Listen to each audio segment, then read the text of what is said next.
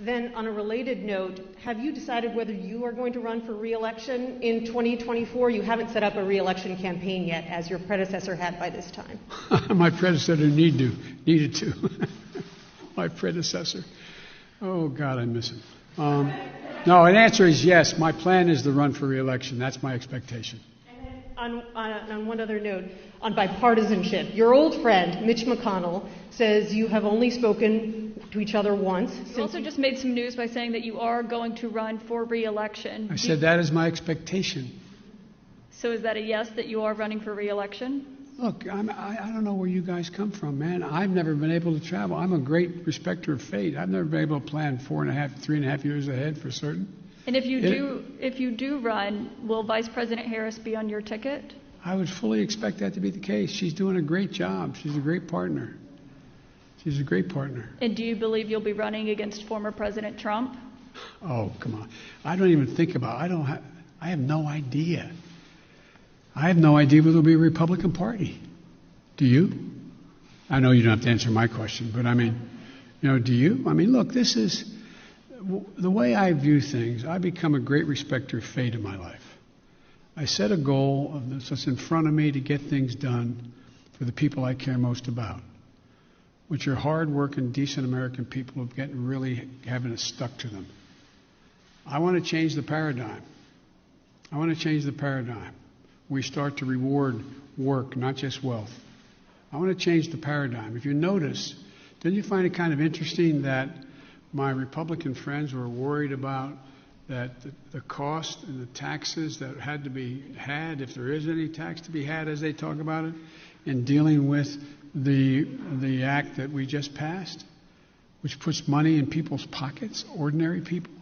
Do you hear them complain when they passed close to $2 trillion Trump tax cut, 83% going to the top 1%?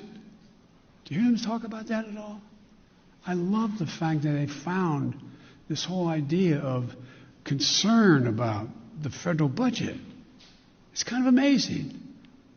When the federal budget is saving people's lives, they don't think it's such a good idea.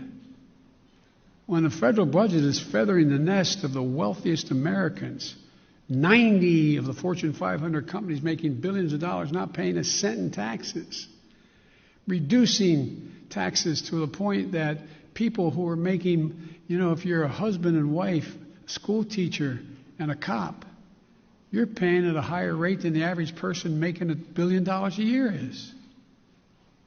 Something's wrong. Their newfound concern. I'm concerned. Look, I meant what I said when I ran, and a lot of you still think I'm wrong, and I respect that. I said I'm running for 3 reasons. To restore the soul, dignity, honor, honesty, transparency to the American political system. 2, to rebuild the backbone of this country, the middle class. Hard-working people and people struggling to get in the middle class. They built America, and unions built them. The 3rd reason I said I was running was to unite the country. And generically speaking, all of you said, no, you can't do that. Well, I've not been able to unite the Congress, but I've been uniting the country based on the polling data. We have to come together. We have to. So from my perspective, it's to me, it's about just, getting out there, putting one foot in front of the other and just trying to make things better for people. Just hard-working people.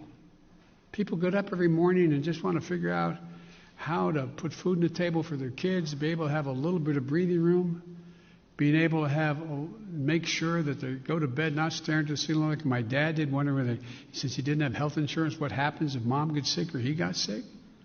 These are basic things. Basic things.